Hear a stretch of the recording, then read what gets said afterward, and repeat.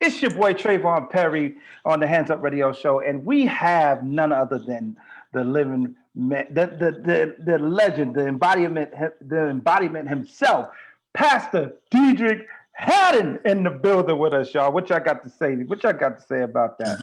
What up, Trevone? What's happening, people? We live. What's up, Facebook Live? What's good with y'all? What's good? Man, we all the way live, man. How has things been going with you, man, in this crazy pandemic / COVID world? Man, to be honest with you, man, I really can't complain, man. Every day is a blessing, man. Every day is a gift from God. Anybody that's complaining something's wrong with you, man, because, every day is straight up a gift from God, man. People are really passing away from this situation, man. And so, yeah, man, I'm good.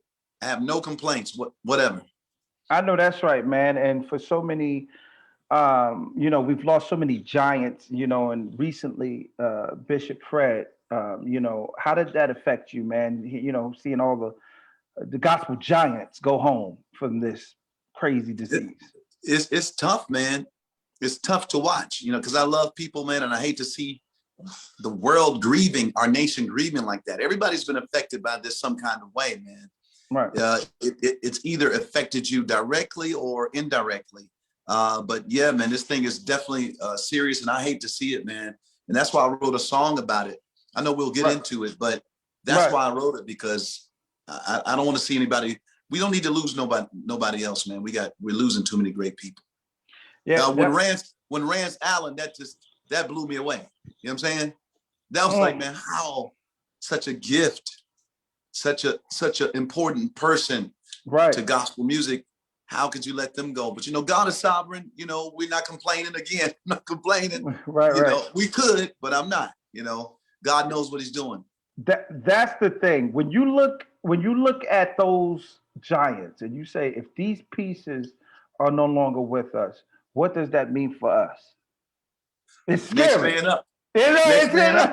Right. And so I'm glad you touched on that, Pastor. You've flown already with me. You're a pastor. You're pastoring in such a time as this. Many preachers are saying in times like this, people are not coming, people are not giving like they used to. How's the response been in your church? How's it been for pastors? How's it been for you as a pastor? Well, we hadn't been seeing that, man. Our church is quadrupled in the pandemic. I mean, we have church online every Thursdays and every Sundays, and people are joining left and right, man. It's been that way for a whole year. I figure when we go back to physical church, we probably won't have enough room to hold everybody, man, because it's really been incredible, the response. I guess people were able to really focus in on my preaching. They didn't know I can preach like that. I can teach like that. People know me from my music and sliding on stage and dancing and putting on my shades and swagging out. But I got that word at the root of it, man, at the core of it. And people are connecting to it. Yeah, man, but it's about time to have physical service now. So they kind of letting up off of us a little bit here in California. So we're going to stretch out there on Easter Sunday and have our first service and see how it goes. I have a lot of seasoned members that go to my church, so I got to make sure they're safe. You know what I'm saying? Right. When I say seasoned, I mean older. And they're more susceptible to getting that. So we got to make sure they're covered. Right. And I'm glad you touched on that too. Some preachers haven't closed down, and we're not trying to bash nobody or whatever the case would be. But what was your stance on it? Did you say, "Oh no, we're gonna have church anyway, and the blood of Jesus just gonna cover us"?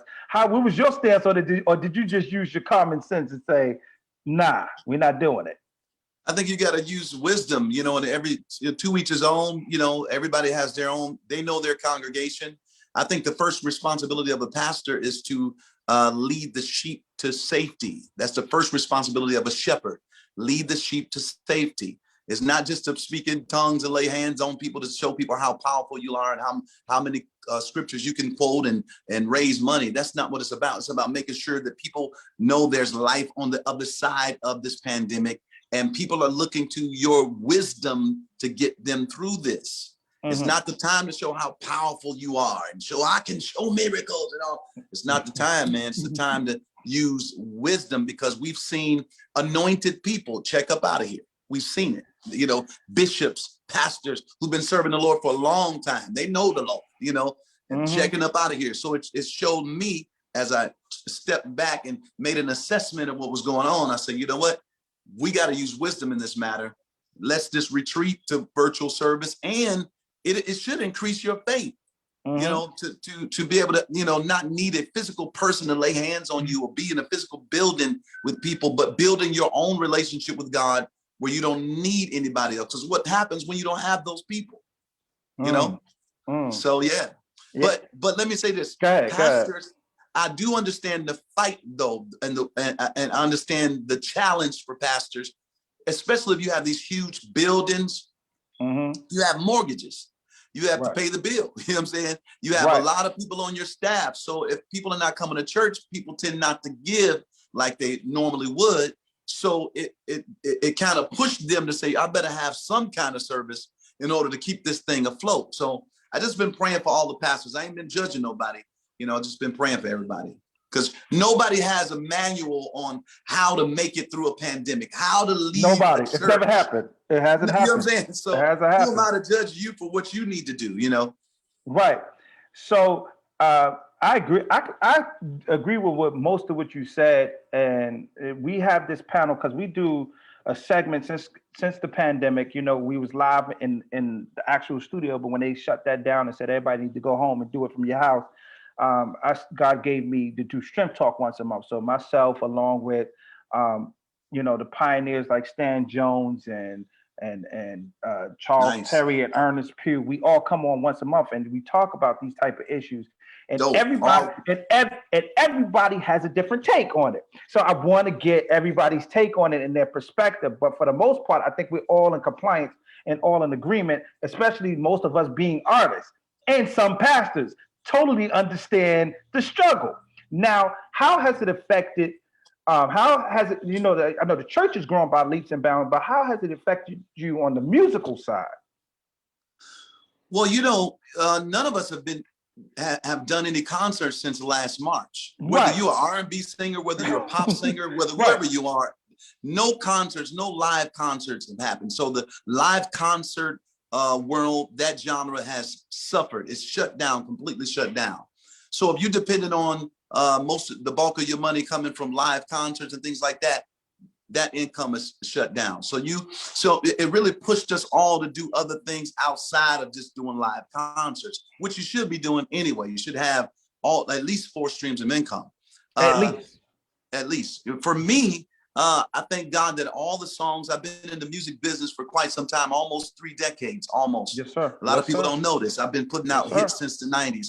I put out at least about 28 to 30 records. And on each record, I've had at least one gospel hit, at least one hit on all those records. And those songs that were hits, I wrote them.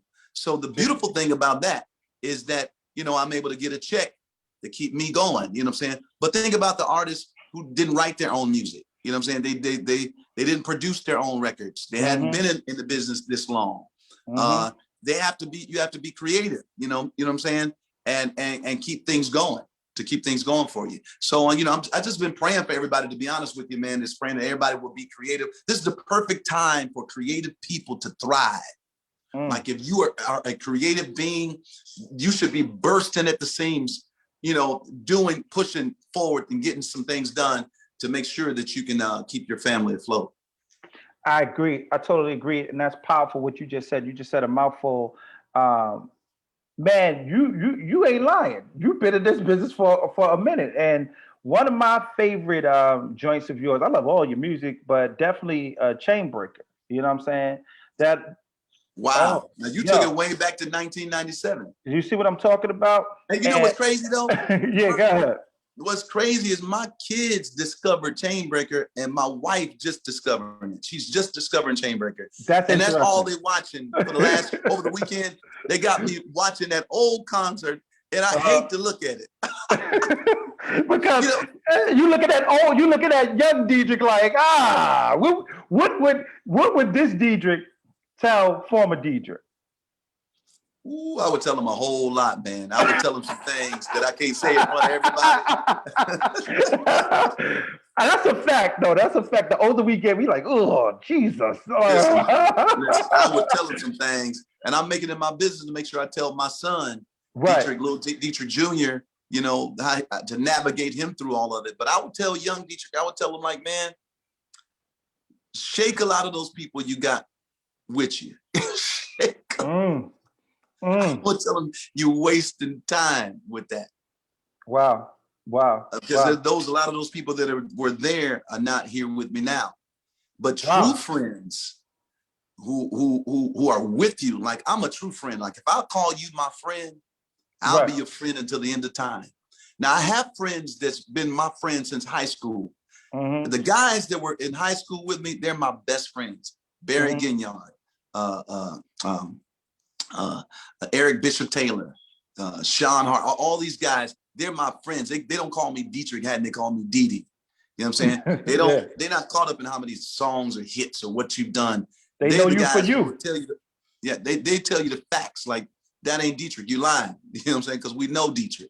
So whatever you try to say, we know Dee. Now we can, you know, so, but you can't say that for everybody. I can't say that everybody that were with me back then are still with me now. And so you want to invest in long-term relationships. Powerful. So that's what I would tell Deitrick. I would say, man, make sure you reevaluate the people you got in your immediate space, because you're gonna mess around. Those people gonna drain you and slow you down when you should be going a little bit, you know, a little bit faster, you know.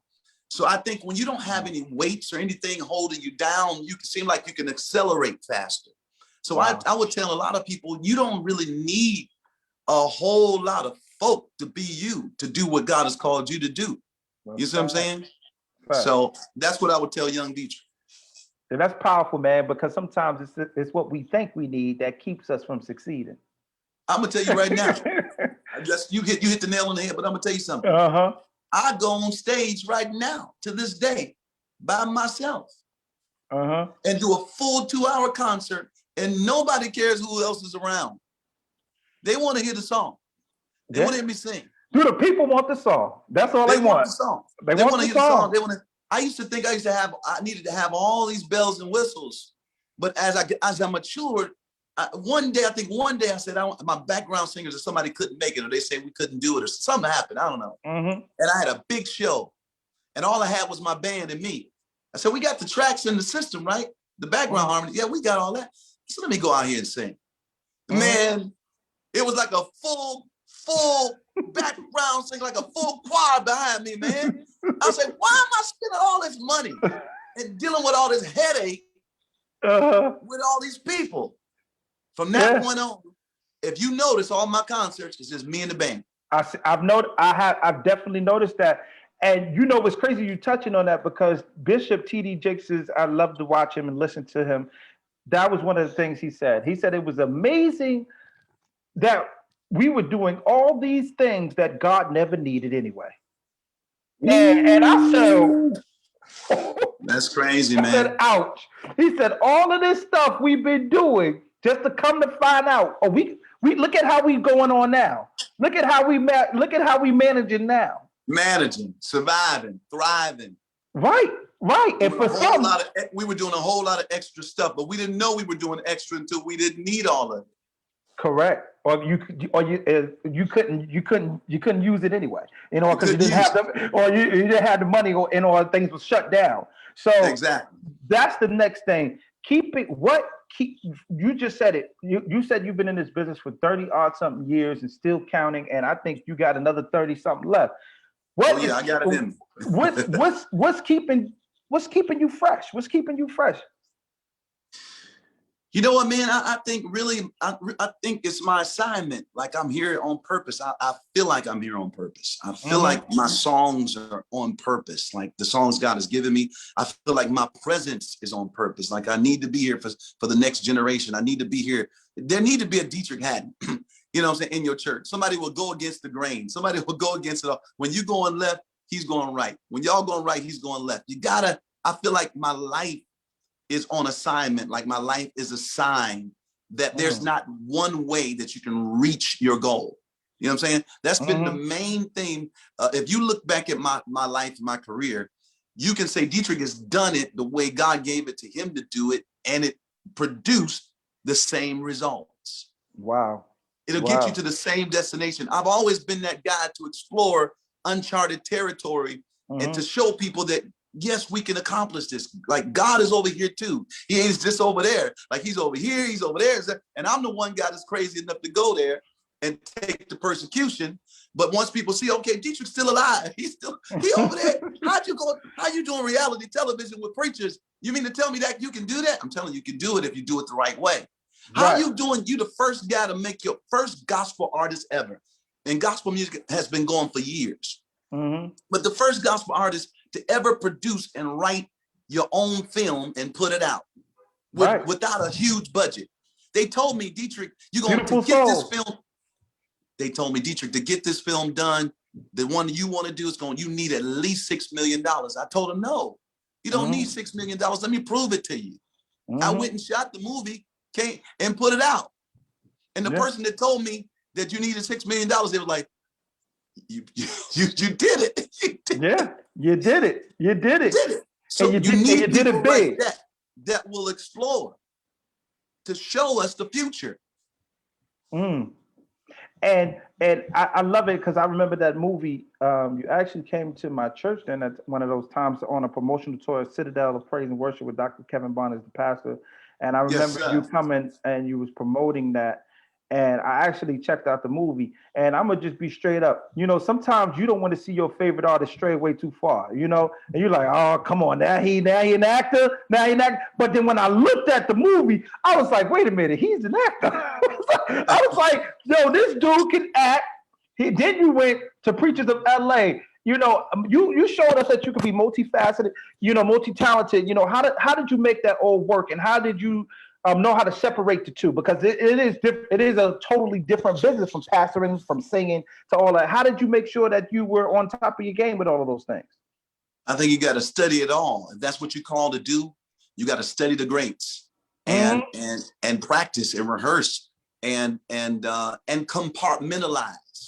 You see what I'm saying? Put things in perspective. Like acting is acting. Your job is to deliver a character.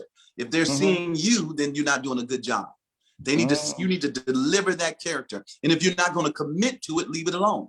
Right. So a long time ago, I always was intrigued by telling stories and doing stage and theater and things like that. So that's all a part of who I am.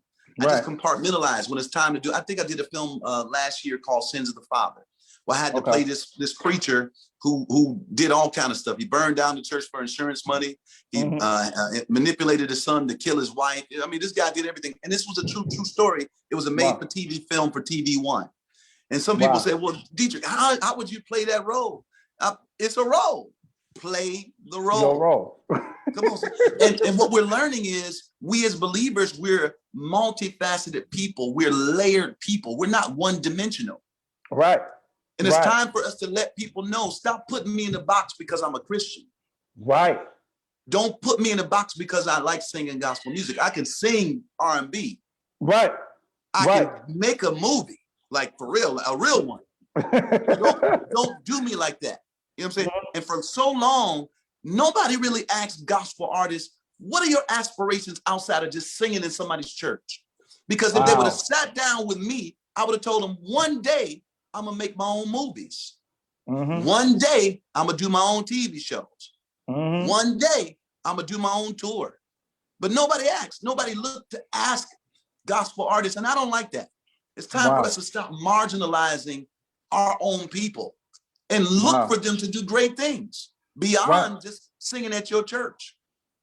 I love it. We were told for years that doing anything outside of the four walls is of the devil and not of God, or God is not pleased if you do some things outside of the four walls. And then we got outside the four walls and realized that the earth is the Lord's and the fullness thereof, and the world and they that dwell therein. We had to get outside the four walls to see it. Wow. This is so paramount and so monumental. And I want to be the first to say, and give you your roses while you can smell them. You are a pioneer. I call you one of the GOATs. Yourself and Kirk and Fred and so many others that are on the top of their game. And I call you guys the GOATs. And you can have more than one GOAT. And for those of you that may not understand the hood terminology, great, one of the greatest of all times. Not in a stuck-up way, not in a snobbish way, but just to say, these dudes have been doing it long and strong. And I think it was Maroon 5 that had won a Grammy for new artists after they had been out for like 15 years, some crazy amount of numbers they had. Yeah, something like that when they won their first award. It took them that long. And he said, somebody was asking him, are you offended, that you're winning an award for new artists, when you've really been doing this for as long as you've been doing it? And he said, not really, because the moment I cease to evolve, it's over. And that is the main ingredient that I think some artists and some people don't get. You have to always evolve. If you was doing what you was doing in the 90s, it probably wouldn't be working right now. You know what I'm saying? so that's why I asked you, what is one of those things that keeps you afresh and keeps you evolving? And I just think it's just God. Pretty much that's from what I got from what you said. But I agree with that too. That's a good thing. You got to always evolve. Everything was designed to evolve. Anything that's stagnant like that is a freak of nature. Everything is supposed to grow and gets better with time. So I agree with that, man. I'm always looking to better myself. I'm always looking at the competition. I'm looking at the time. I'm looking at where I can fit in and where I can contribute, And I think when you think like that, you'll always be relevant. Always. Oh, wow. Relevancy over, the other stuff, the fluff. What is the difference between those that are having a hot season and those that are here to stay? The Mona Lisas. You're not there for the moment. You're there for the long haul. You're there for life. You know what I'm saying? You're thinking about the future at all times. That's the key. And you're thinking about everybody else, not just yourself. Because the more you can empower other people, the more you will be respected and the more longevity you'll have in the business. You see what I'm saying? Wow. So I think that's what separates the boys from the men when it comes to that. Like, I'm not thinking just to have my own moment. And I'm not only thinking for the moment, I'm always thinking about tomorrow, So that's a key thing. So great people create great people. Boom. Which is why we're going to talk about this next situation you got going on. You have a label now. Talk to us about that. My man, Mickey Stevenson, he's the first A&R guy for Motown Records. He was there when Berry Gordy started Motown Records. He signed Stevie Wonder and Marvin Gaye. He's one of my best friends in the whole wide world. And he's a member of my church, Hill City Church. And my deal was up with E1. I've been on everybody's label, man. I've been on RCA, Inspirational, Verity, Zamba when it was Zamba. Your label, my label, his label, their label. I done made so many people so much money, man. That's why when I walk in the room, I demand respect because I know how I contributed to your life.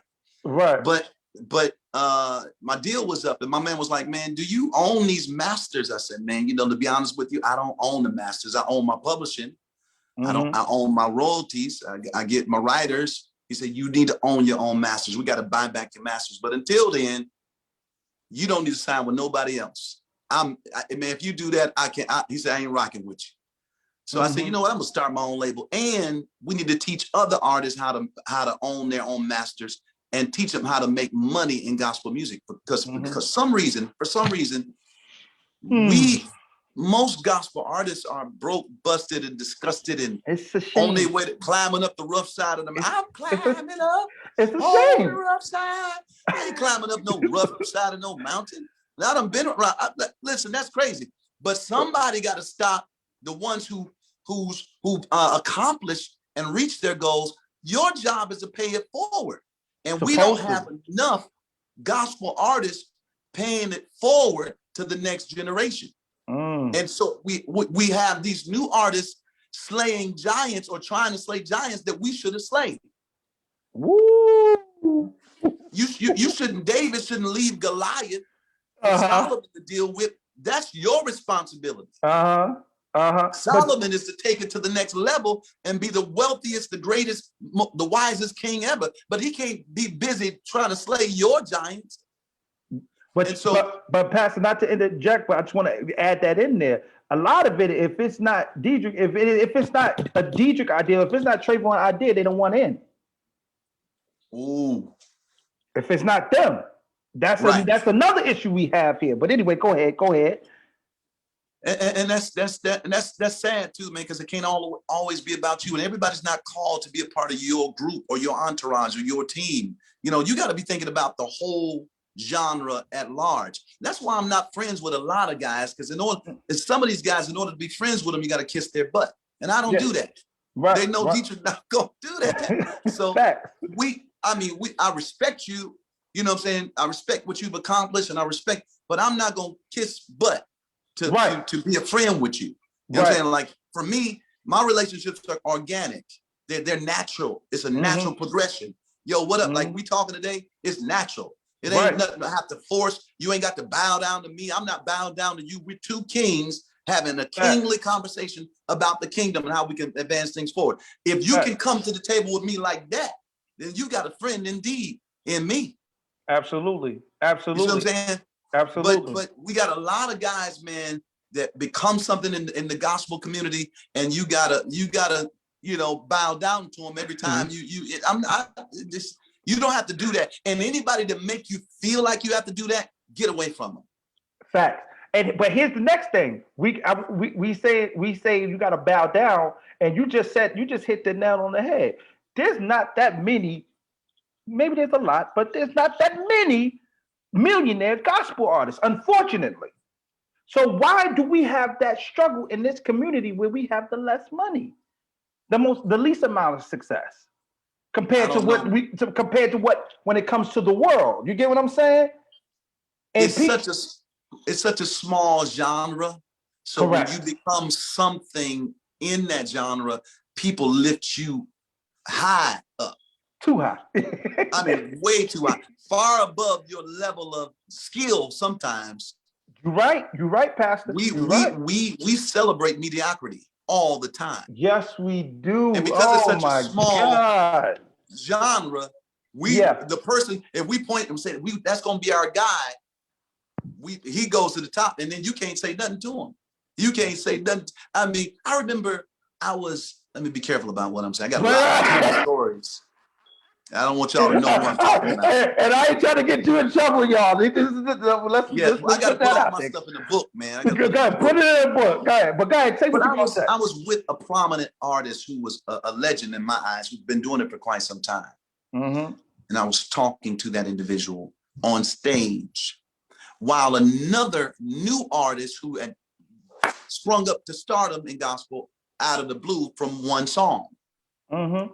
Mm-hmm. So now you have this one artist with this one big song, everybody's singing. That's cool. We respect that. Everybody got to have that one big song to get your attention. Right. But don't let that make you so arrogant where you disrespect those that have been paving the way for you to get there. Before you, yeah. So I'm talking to this legend, and I said, something inside me just told me to ask that individual. Say, do you know that person that's singing? Mm-hmm. And that person said, it's funny you asked me that, because I was just thinking, like, this person is hard to communicate with. Like this person is already a monster in their heads. The only place they can go now is to go down. Because you can't even talk to them. And I said to myself, man, that's sad, because you have somebody right here that's in the same vein that you're in, and they can help you navigate you through a lot of the pitfalls and different things that you could avoid if you just stop for a minute, stop being arrogant, stop reading the hype, and respect and honor this person. To this day, man, I reach out to Dr. Bobby Jones, man, just to talk to him, just say, what up, man? I'll never forget the moment you let me on stage at Disney World and introduced the world, the national stage, to who Deitrick Haddon was. Yes, I had regional success in different places. People were playing my music, but you never got the national stage until you went to the Bobby Jones Gospel Show. That's a fact. That's a fact. Period. That's a fact. I don't care who you are. That's a fact. So I call him just to laugh with him and joke about everything. We talk about it. One of the best persons to ever talk to, just have a regular conversation with, is Dr. Bobby Jones right now. He's hilarious. I believe but I don't think enough artists really take the time to say, hey, how you doing? You know what I'm saying? You cool over there? You know what I'm saying? Right. We taking our success and we ran with it. But sometimes you got to stop, man, and honor those people that paved the way for you. You know? I concur, and I totally agree with you. We got one more thing to talk about with you before we go. But what you said was so paramount, and so eye-opening, much more eye-opening. Because nowadays, it's almost as if when you become an artist, what it seems to be the goal now is after you finish touring it all around the world, the older you get is to settle in and get in a position in a church. That's the new claim to fame. And I don't think that's it. I don't think that's the only move that it should be. No. And when you look at yourself, and that's what I'm saying, you're one of my goats. You know what I mean? One top 5 straight up, dead or alive. You're one of my top 5s because when I look at all of the roads you paved, man, from doing TV, to coming back and doing a whole movie and all of those things and to still be going. You know what I'm saying?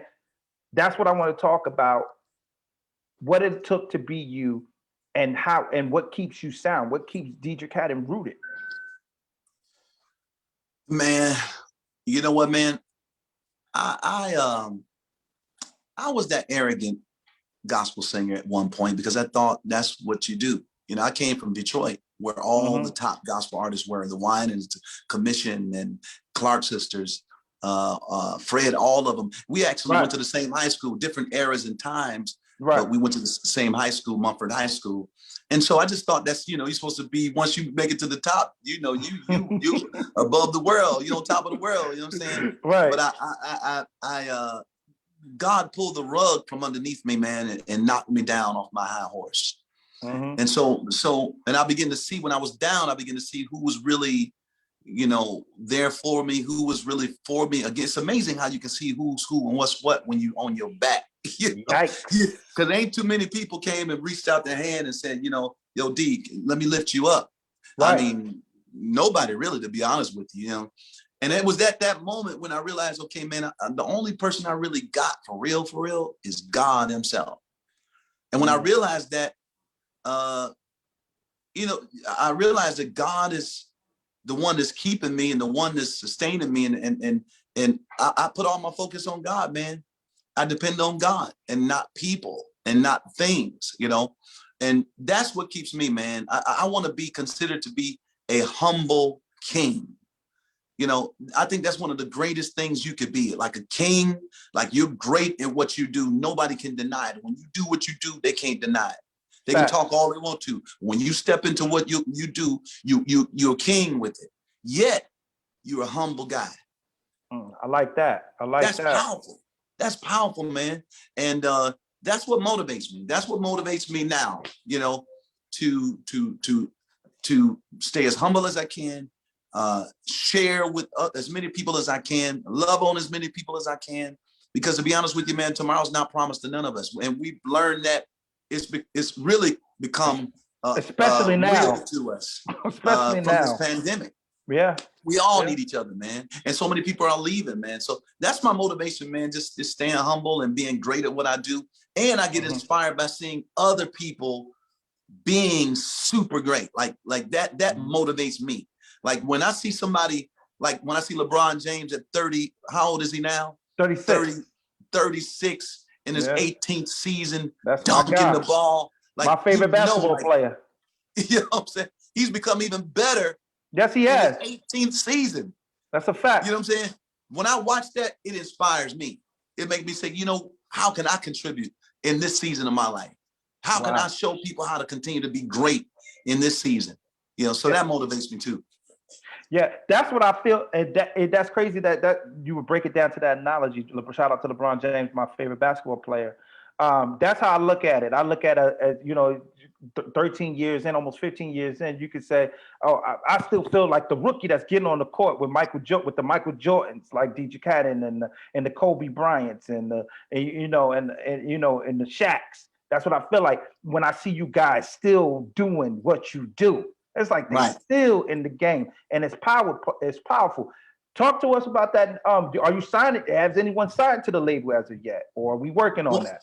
Well, I got this brand new song called Sick World. It's the first single on the label. So when people download that, you can pre-order it now, but it'll be available to download on the 26th.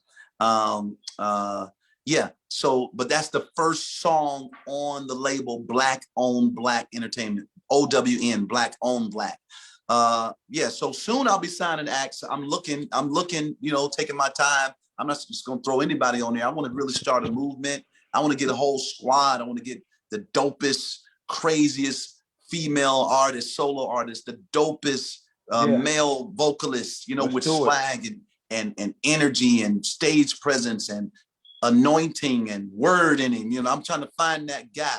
I'm trying to pull together that group, that In Vogue, that TLC, that Fuji, you know what I'm saying? I want to, that Black Eyed Peas, I'm definitely thinking of how we can, make music that can, have a gospel foundation, but not limited to that genre. Gotcha. People that know how to go in all spaces and still maintain their relationship with God. That's what I'm looking for. So I'm taking my time. In the meantime, we're gonna put out these records. Sick World, got a collaboration record I'm doing with Zaytoven. That's coming. It's gonna drop. We may drop a mixtape in a couple of weeks or whatever. May do something like that. Just keeping the fire burning until we find that talent that can work with what we're doing. It's time for gospel music to have a movement going on, kind of like what Bad Boy did back in the day. You know what I'm saying? Agree. You knew there was a certain sound, there was a certain swag that came with these type of artists. You know what I'm saying? Bad Boy, you already knew Faith Evans gonna kill it. You know what I'm saying? You already knew. You know what I'm saying? Junior Mafia, Little Kim. You talking, man. When everybody came on, they was different in their own way. Too much of one thing ain't good. You need a little variety, So we gonna be looking out for that, and definitely the new song. I heard it, man. What was the inspiration? I mean, well, obviously you could tell the inspiration about it, but tell us what went into the song. And was you just sitting thinking about everything that's going on and just put the pen to the pad? Man, I said if I had the opportunity to talk to the world for 3 minutes, what would I say to everybody? Whether you were black, white, Republican, Democrat, rich, poor, believer, unbeliever, like saint, sinner, what would I say to everybody? I would tell everybody we have lost a significant amount of people in a short amount of time, and something is flat out wrong. And my definition of that is a sick world. It's a sick world, but we can't stand to lose nobody else, And we got to do something to stop this craziness. And I'm not just talking about a pandemic. I'm talking about an epidemic, racism, systemic racism, black on black, just people killing each other, the sickness in the mind, not just black on black, but white people killing each other, just everybody, just acting a fool, man. It's like, people are losing it, man.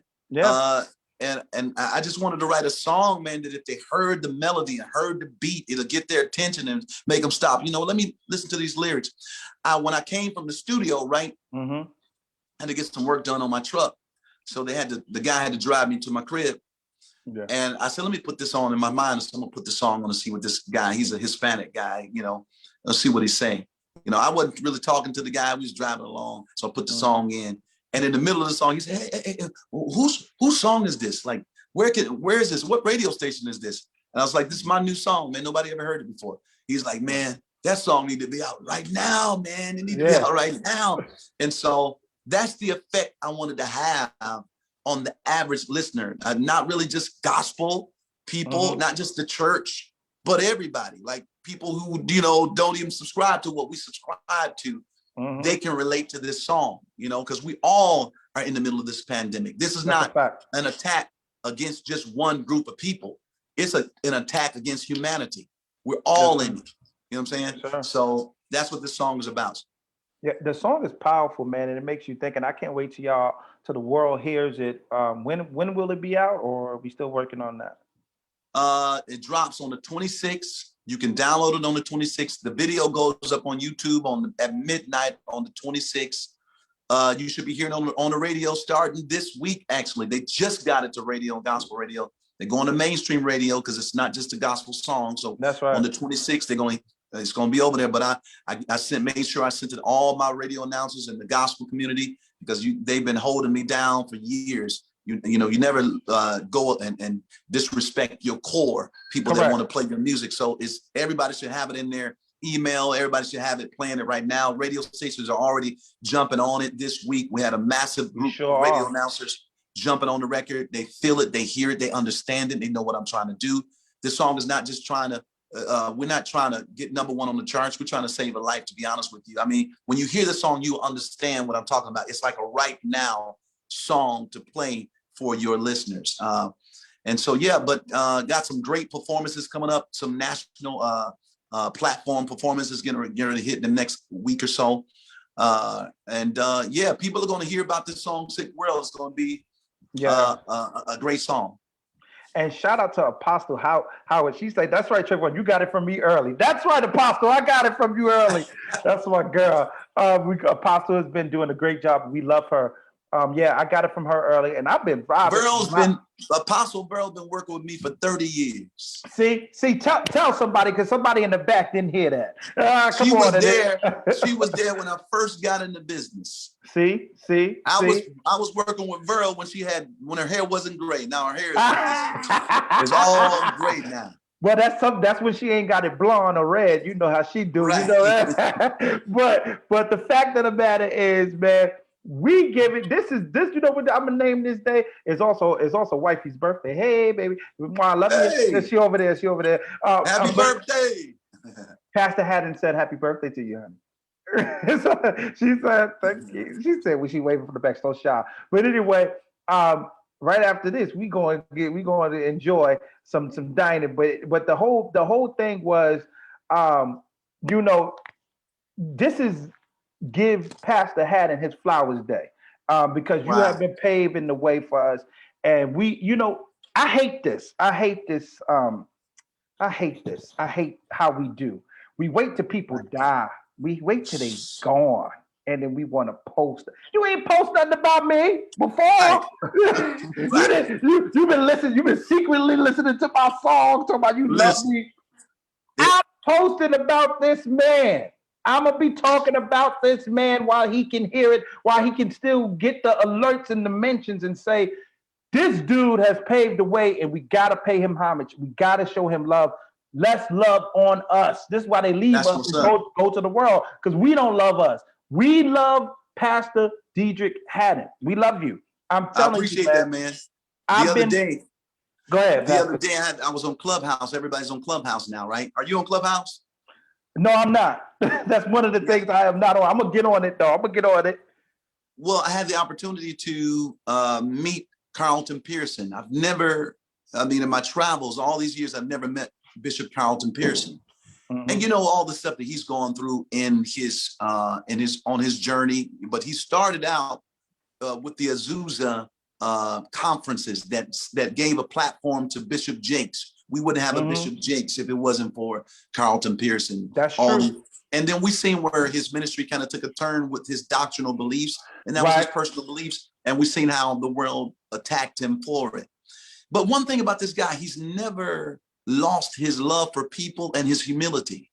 I mean, I'm just so impressed by this guy's humility and his love for people and how he's so approachable.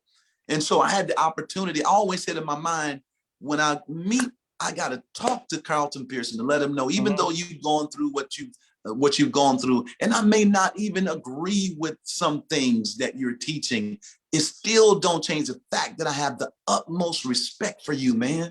Right. Because I've watched you go through the fire. I've watched you go through hell. I've been in services where the preacher ran you down. I've been there. Right. Yet you always maintain your respect level for them and your love for them. And so that's something to be paid attention to, So I had the opportunity the other day to tell him, man, I love you, bro. You did it, and I respect and honor what God has allowed you to do in your life, And then like you said, we need more of that, man. And so I find myself these days calling certain people and telling them, how I feel about them, man. Because, like I said, we're losing a lot of people. It's imperative, Pastor. It's imperative that we love on those we got left. Because if they go, we're gonna be some sad souls. So we love you, Pastor Haddon, man. Please keep creating more great music, man. Your last project, you know, I was bumping it probably. I wore it out. If it was a CD, it would have scratches all over it. Because I promise, bro, day and night, every time. And Woo! oh man, Every time. yes. That's my song. And All we can do it yeah, every time. yes, Yes, sir. yes. And letting it go. And it was a line Ooh, in there. You said even my wife, my kids, you know, yeah. you said even my ex, we did our best. I said, Lord Jesus, I know all about it. That's the truth. That's the truth. But it was so real. It was so real. It pricked me here. And I was like, you see the maturity in Deitrick Haddon. You see where God has brought you, and you can even Right. talk about it, man. And that's crazy. I asked Pastor Key this when we had him on. That's the goat. That's Pastor Go. Key. Pastor Key. And this the same question I asked Pastor Key, I'm gonna ask to you. What would you say to those that see Deitrick Haddon now and they want what Deitrick Haddon has? Oh man, I want to be like that. What would you say to that person? I would tell them, you don't want what I got. You want what God has for you. I said, you don't want these shoes, man. There have been moments I thought I wasn't going to make it. There have been moments where I thought I was going to hurt somebody. It's going to go to jail. It's been this journey right here. To get this anointing, you got to go. You got to go from Detroit to Tampa to, you got to live in all these different regions and get all this experience. You got to deal with embarrassment. You got to deal with shame. You got pain. To get this, you got to go through a lot, and a lot of people wouldn't have made it through it, you know. So I would tell people, no, you don't want what you can say, God, give me something similar to Deitrick, you know, give me, you know, but don't give me Deitrick's, give me what's mine. We all got enough on our own journey than to covet anybody else's stuff. You know what I'm saying? But I would tell people, study the greats, like study my life. Like, don't just look at the bad. Don't just look at the good, look at the bad. Study my journey. You know what I'm saying? Ask people like John P. Key, like you did, ask them the questions, man, because that's where the nuggets, that's where the wisdom, the stuff you can squeeze out of there and apply it to your life so you can be better than them. You know what I'm saying? Wow. Like, I believe there's a generation that's coming along. There's a guy that's like Deitrick that's going to be way better than me.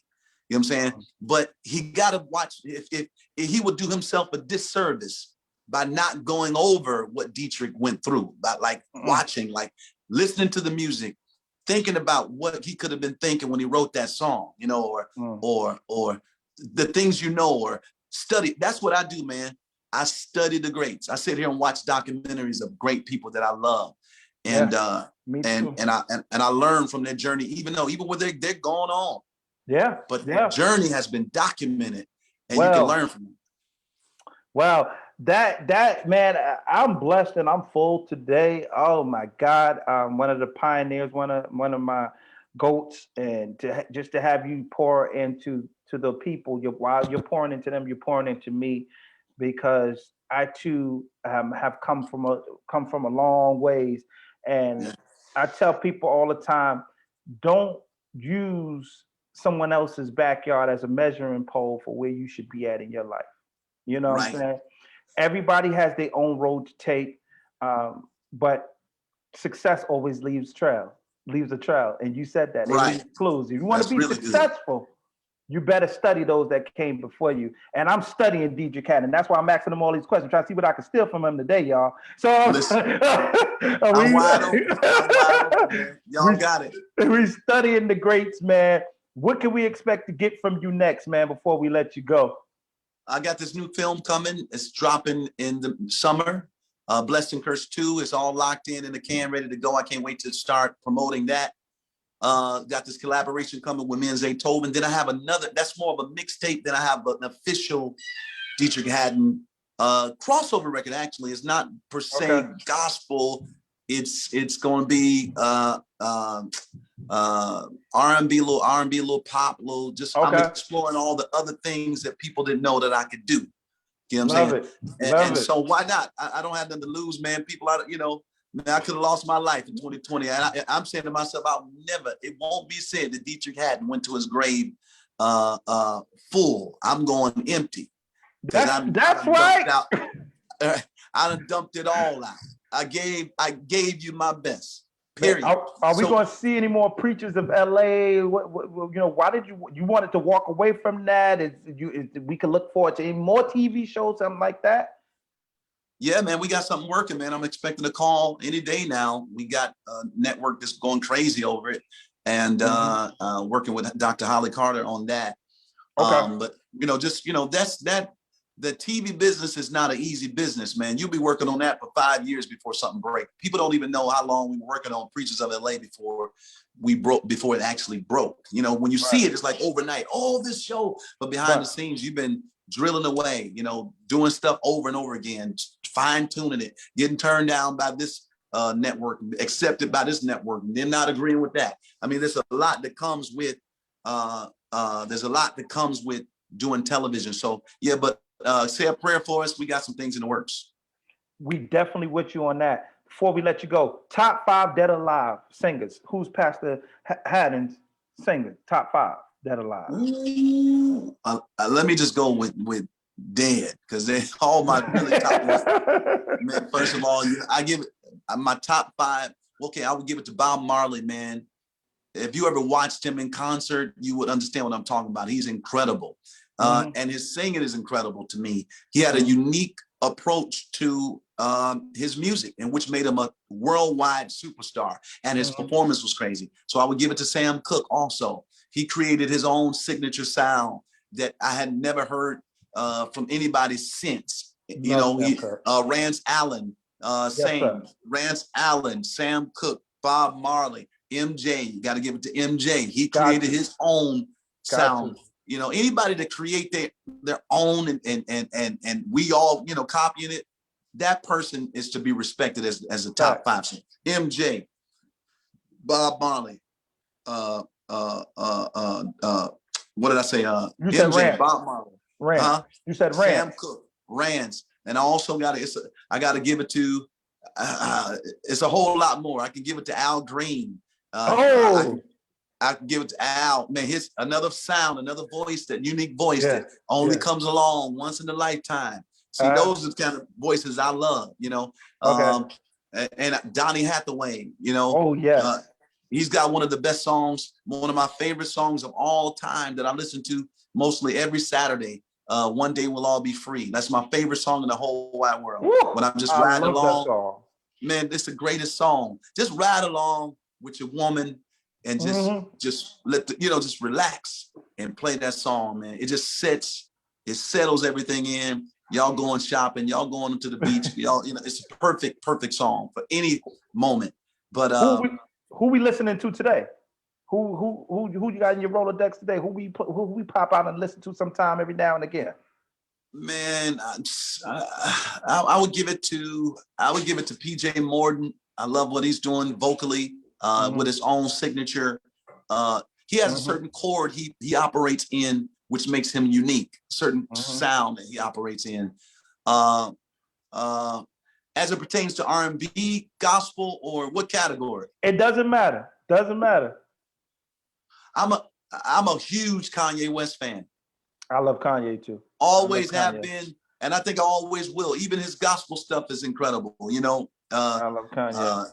Kanye West, I know, set aside the politics, set aside all the antics, whatever that is. I love old Kanye, new Kanye, I don't know. The old Kanye, I love old Kanye. But Kanye as a creator, yes, sir, is Shakespeare, period. I agree, hands down. Hands down. I even got to give it up to Drake, man. I got to give it to Drake. You know what I'm saying? Yes, sir. Drake has been holding it down for the last decade and a half. Going strong. Hit after hit after hit. You got to give it to Drake. Let me see. Somebody trying to call me. My bad. Somebody trying to call me right now. So Drake, Kanye. Who am I listening to right now? Who would I pull up? I would pull up Jasmine Sullivan. I was just about to ask. Everybody was going crazy for him at the Super Bowl. Are you listening to Jasmine Sullivan? Super Bowl wasn't her best performance, but it wasn't, but everybody was going crazy. Everybody was going crazy. I love it. Whatever they like, we know I what love she it. can do. We know what she can do. True. But I thought the guy was all in the way. I thought that's me personally. Pastor, I said the same thing. I said, well, I felt that was Jay-Z is in charge of that, from what I found out. Oh yeah, yeah, he got a contract to hire the guest. So I guess that was his doing, and I think they kind of wanted to mix it up. No offense to the white audience, but I think that's what it was. They wanted to put somebody in there to not get no drama.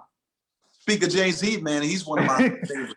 One of my favorites, goats, straight up. He's the GOAT, greatest of all time, man. Jay-Z is the man, Doc. Whatever he put his voice on is gold. It's gold straight platinum. I gotta give it to him. Yeah. So yeah, I listen to Jay-Z, I listen to everybody, man. I listen to all types of music. Man, well, we love you heard it here. Pastor Haddon got a Rolodex full of the good. So y'all want to know what's going on. Hit him up and ask him what should you be listening to, and Pastor Haddon to give it to you, man. Listen, man, we love you, Pastor Haddon, man. Yes, sir. Until next time, we're gonna be bumping your music all the time, man. We can't get enough of you, man. Like I said, we giving you your roses while you can smell them. Shout out to everybody that's tuned in, and thank you, Pastor, and thank you, Apostle Howard, for setting this up. We appreciate you guys, man. We love you, Pastor. Trevone, you the man. God bless you, man. God bless you. Enjoy your wife, man. Enjoy your wife. Yes, sir. Yes, sir. All right. Until next time. Facebook Live, I love y'all. Yes, y'all. Until next time, live in purpose, on purpose, for the purpose God has on your life. We love you. We out. Peace. Peace.